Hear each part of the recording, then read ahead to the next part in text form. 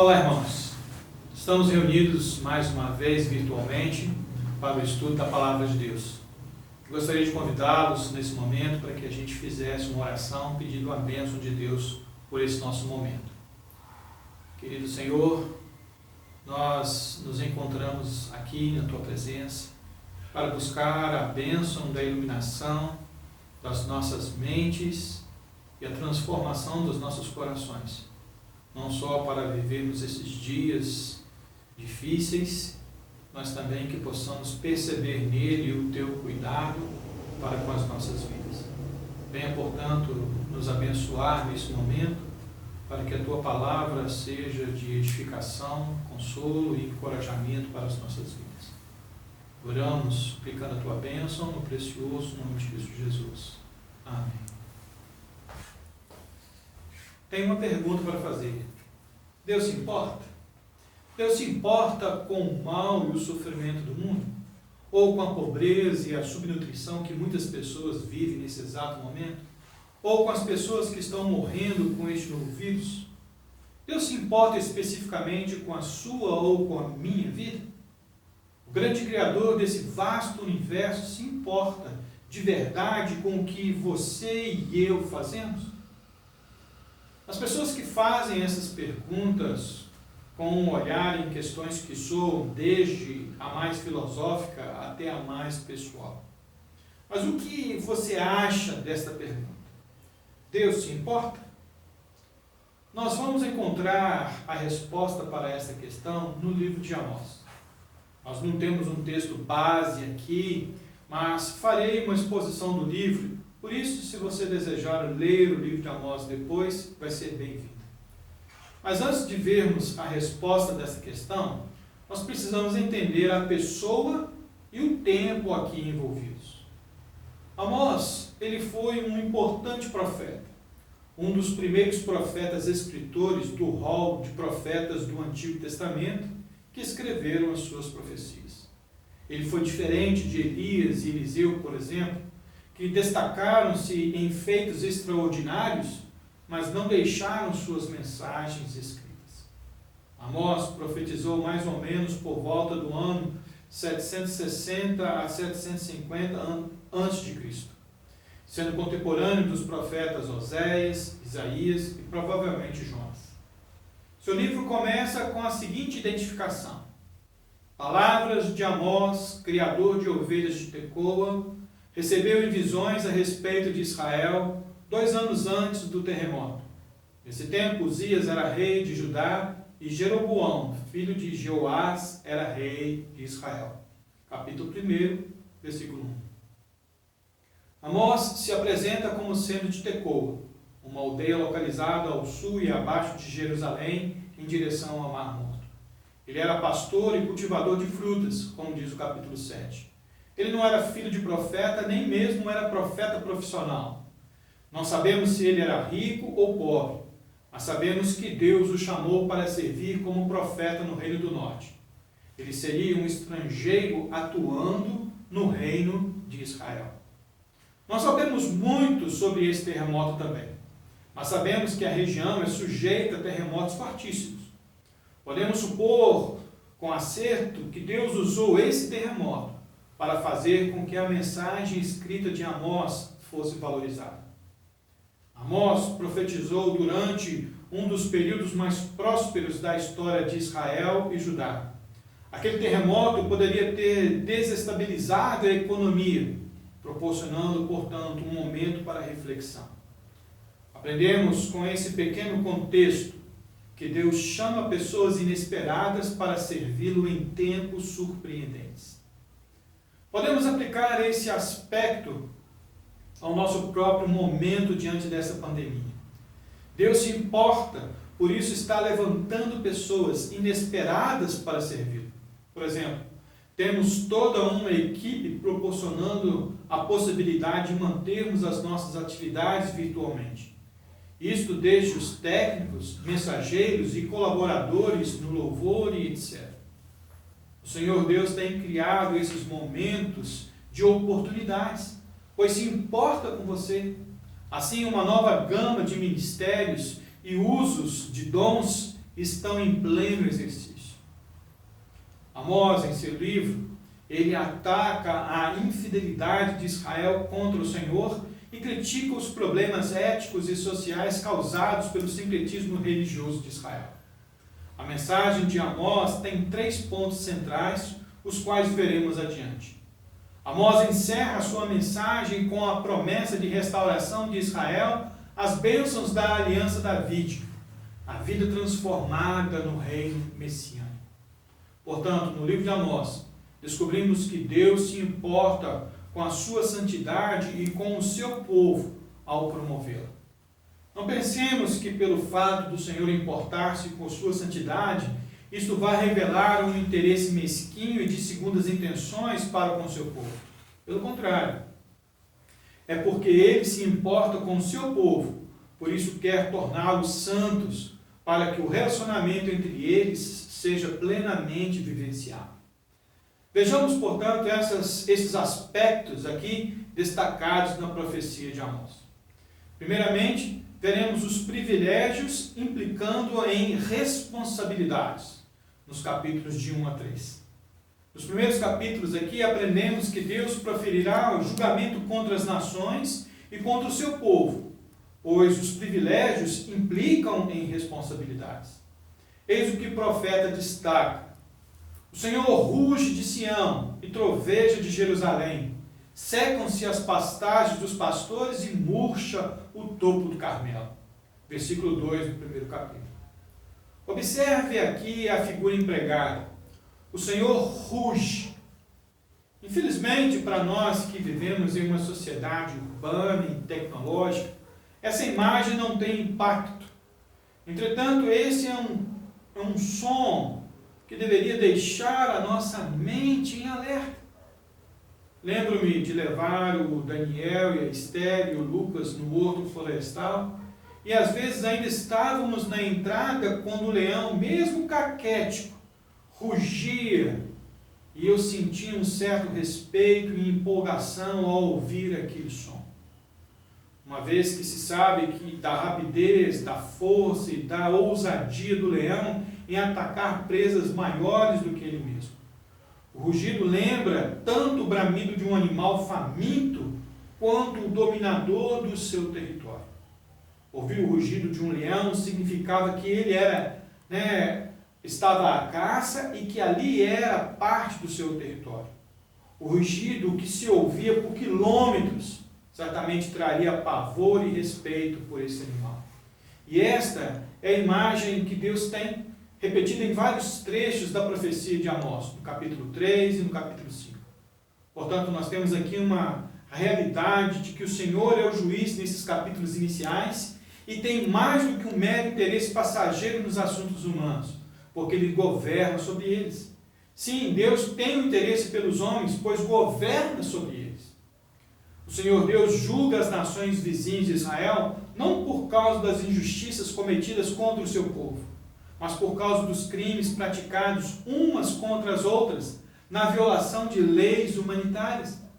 Assim, o profeta revela a condenação justa de Deus contra os pecados de Damasco, Filistia, Tiro, Edom, Amon, Moabe, Judá, até chegar em Israel. No início do capítulo 3, Amós apresenta uma lista de perguntas retóricas. Todas servem para acentuar a necessidade de haver ligação entre causa e efeito, demonstrando que os privilégios implicam em responsabilidade. Qualquer povo tem responsabilidade sobre o outro no exercício do seu poder e influência. Por isso, no estabelecimento do reino milenar, o Senhor Jesus julgará as nações. Os israelitas, por sua vez, pensavam que a história do seu relacionamento com o Senhor significava que eles eram imunes ao julgamento divino. Amós então proclama: agora então os amassarei como uma carroça amassa a terra quando carregada de trigo. Capítulo 2, versículo 13. E ainda: escolhi apenas vocês de todas as famílias da terra, por isso eu os castigarei por todas as suas maldades. Capítulo 3, versículo 2. O Deus que nos fez é santo e perfeito, e nos fez a sua imagem para que possamos imitá-lo, seja qual for a nação a que pertençamos. Todavia, cada um de nós, como esses israelitas, caímos, não importa a nossa tribo, nossa língua ou de quem descendemos. Seu interesse se estende, portanto, sobre todos, de modo que ele deseja remir a todos. Apocalipse diz: diante de mim estava uma grande multidão que ninguém podia contar, de todas as nações, tribos, povos e línguas, em pé, diante do trono e do Cordeiro, com vestes brancas e segurando palmas, e clamavam em alta voz: a salvação pertence ao nosso Deus, que se assenta no trono, e ao Cordeiro. Capítulo 7, versículo 9. O interesse de Deus por você e por mim se faz pelo fato de sermos suas criaturas e estarmos sob o seu domínio. Dizer que o Senhor não se interessa por minha vida ou pelo fato de estar debaixo da maldição e consequências do pecado é algo tremendamente injusto da nossa parte. Lembremos que os privilégios implicam em responsabilidades. Nós temos um privilégio de relacionamento com Deus. Assim temos responsabilidades com o seu reino, mesmo em meio a dias surpreendentes como estes que estamos vivendo. Queridos irmãos e ouvintes, estes dias não têm sido fáceis e dias mais difíceis estão por vir, mas Deus não perdeu o seu controle sobre este mundo. Estes dias são a oportunidade para o desenvolvimento de uma vida santificada e útil ao reino. Deus se importa verdadeiramente com você e como você vive o relacionamento com Ele. O segundo aspecto destacado na profecia de Amós revela que a história passada não pode substituir o compromisso moral e espiritual no presente. Esta segunda sessão, capítulos 3 a 7, contém uma série de discursos e oráculos do Senhor. 3 dos oráculos são introduzidos pela expressão: ouçam esta palavra. 3:1, 4:1, 5:1. Ela aborda vários assuntos, sempre acentuando o pecado e a culpa de Israel. Os argumentos geralmente terminam com uma sentença de juízo introduzida pela palavra portanto. De forma geral, Amós ensina de modo mais específico que o julgamento de Deus se concentra em seu povo, em especial nos seus líderes e especificamente na religião deles. Deus parece irado nesses capítulos. Ele exige ser ouvido. O Senhor Deus promete julgar especificamente os líderes de Israel.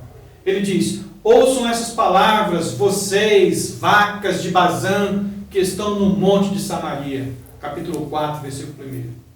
Esta expressão, vacas de Bazã, alude à vida de preguiça, de luxúria e de autoindulgência que os líderes levavam. A qualidade da religião de Israel permitiu-lhes pecar e, ao mesmo tempo, manter o sentimento de que tinham boas graças do Senhor. Eles amavam o seu pecado e amavam sua religião. Por isso construíram uma religião que lhes permitisse as duas coisas. Eles fizeram ídolos para si que não falavam, e no silêncio desses ídolos, eles ouviam um consentimento para suas práticas pecaminosas. A religião de Israel era uma fraude. Eles historicamente tinham uma relação com o Senhor, por isso os profetas atuaram em seu meio. Entretanto, o presente demonstrava outra coisa. Por isso, a história passada não pode substituir o compromisso moral e espiritual do presente. Deus avisa os israelitas por meio da fome, da praga, mas eles não ouvem, no capítulo 4, versículos 6 a 11. Assim, Deus convocou Israel a comparecer perante ele. Por isso, ainda o castigarei, ó Israel, e porque eu farei isso com você, prepare-se para encontrar-se com o seu Deus, ó Israel. Capítulo 4, versículo 12. Se algum israelita pensava que a religião falsa deles o salvaria, estava enganado. O Senhor Deus, o verdadeiro, estava para se mostrar. Diz Amós: eu os mandarei para o exílio, para além de Damasco, diz o Senhor, Deus dos exércitos é o seu nome. Capítulo 5, versículo 27. A religião falsa de Israel não os salvará do exército assírio.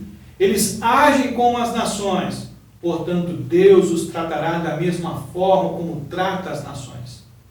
Diante dessas duras realidades aqui apresentadas, talvez você pergunte: onde está o interesse de Deus pelo seu povo? Está na realidade do amor na correção.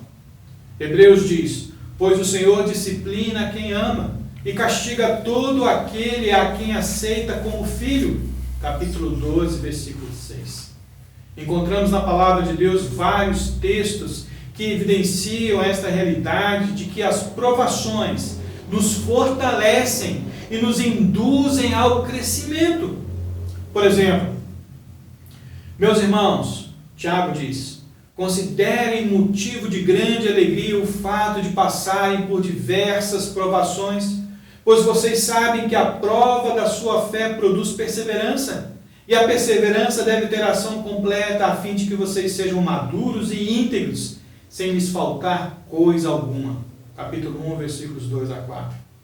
E ainda Pedro nos diz: nisto vocês exultam, ainda que agora, por pouco de tempo, devam ser entristecidos por todo tipo de provação.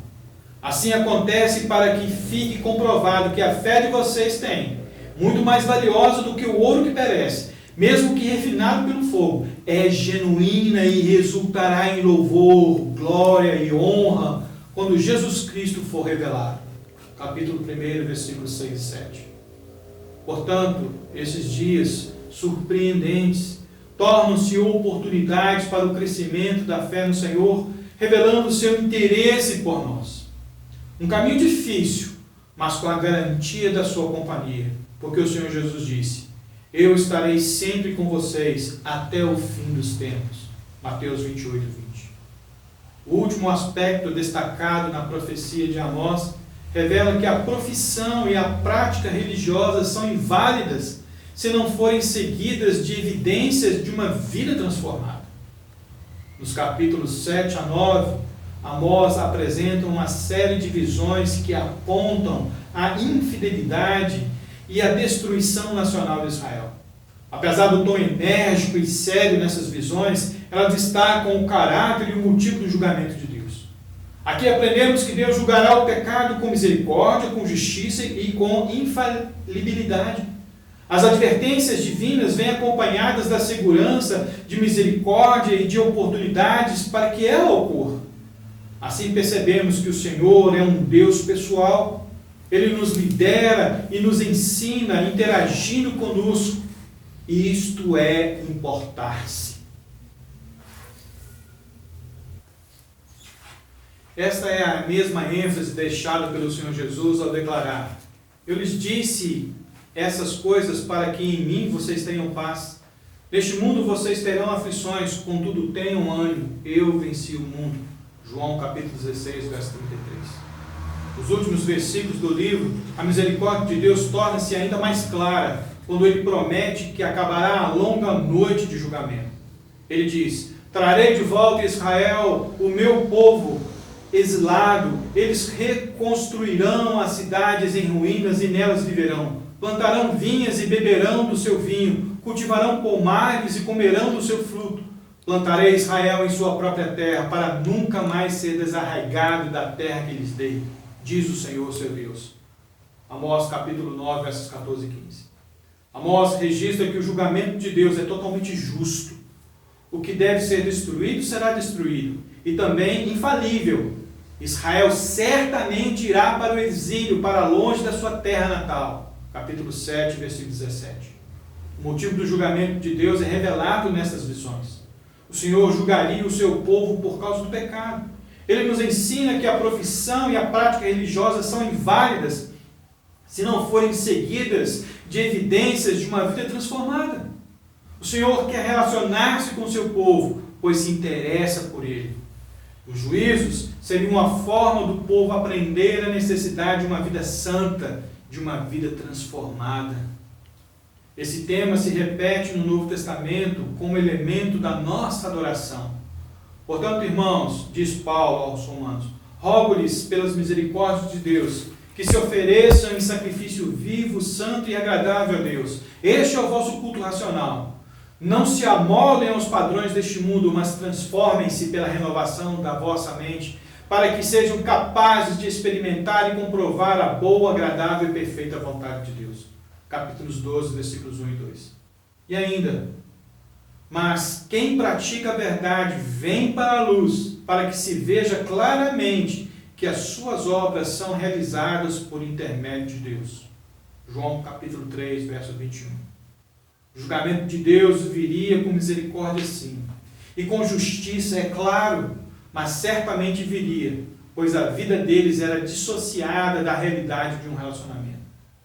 Quando em meio a esses dias surpreendentes, devemos lembrar de manter nossa conduta coerente com o nosso relacionamento com o Senhor, pois Ele se interessa por nós e envia os seus mensageiros. Então, Deus se importa? O testemunho no livro de Amós é que Ele se importa. Na verdade, Ele se importa tanto que promete julgar as nações e o seu povo. Ele julgará o seu povo, especialmente os seus líderes, e especificamente a religião da nação que tolera o pecado. Ele nos julgará por causa do nosso pecado, com misericórdia, com justiça e com infalibilidade. Lembremos que Amós destaca o Senhor Deus como o Senhor da história. Dele é o domínio, por isso todas as forças misteriosas, como os terremotos, as pestilências, as calamidades, são manifestações da intervenção do Senhor, como vemos no capítulo 4 e no capítulo 7. Os cultos religiosos aqui narrados eram uma abominação para o Senhor, porque foram oferecidos para comprar o favor divino e a participação do Senhor em injustiças. O Senhor não aceitou essa falsa vida religiosa. Antes da relação com os homens ser corrigida, é necessário corrigir a relação com Deus.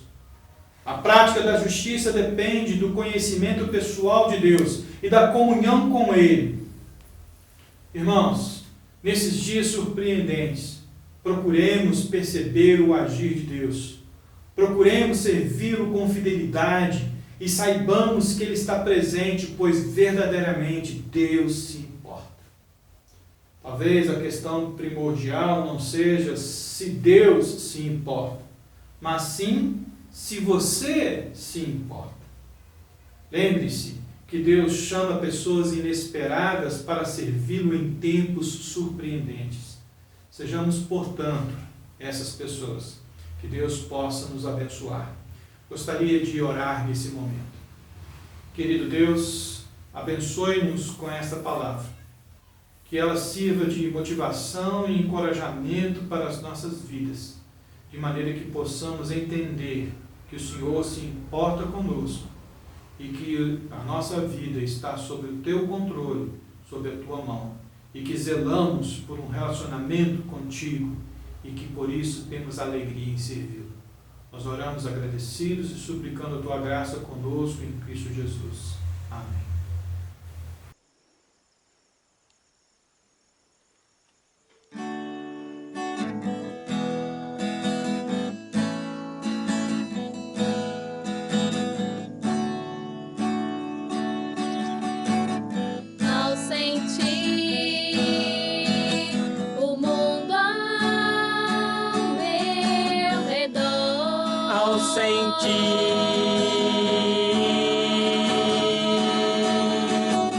Nada vi que pudesse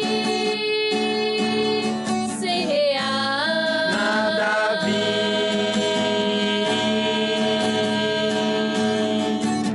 Percebi que todos buscam paz, porém em vão. Porém em vão. Pois aquilo que procuram não há solução. Não há solução. Não há solução. É só em Jesus. A paz real eu pude encontrar. O seu amor pude experimentar. Me entreguei a Cristo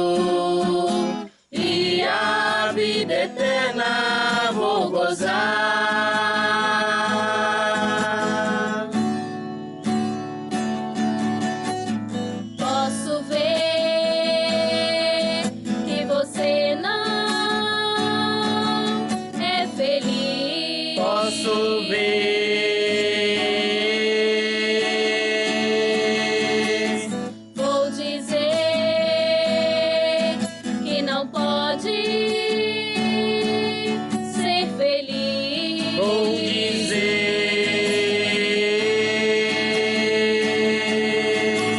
Se continuar a procurar em vão, procurar em vão, em caminhos que não trazem solução, não trazem solução. não trazem solução. É só em Jesus,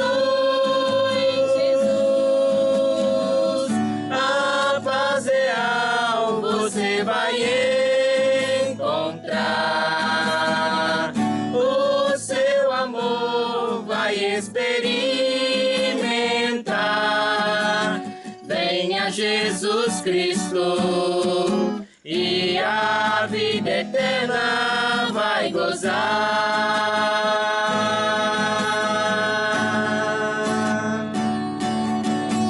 Só em Jesus a paz real você vai encontrar. O seu amor vai experimentar. Venha Jesus Cristo e a vida eterna vai gozar.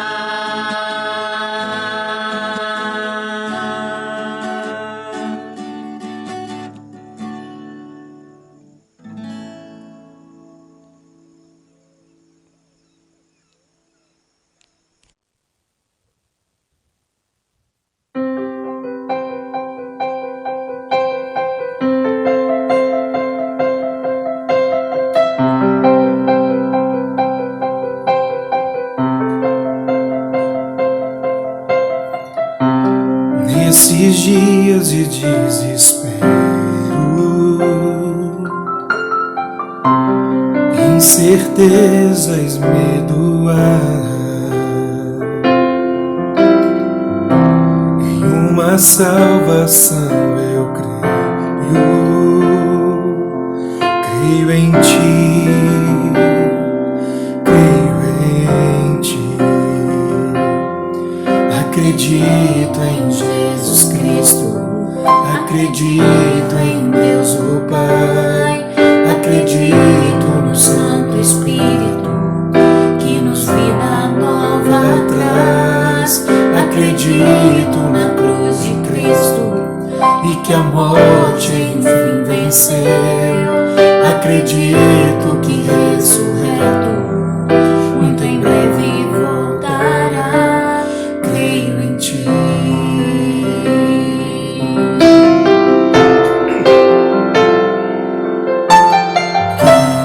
Nossa fé não sejam hinos, apenas notas em canções,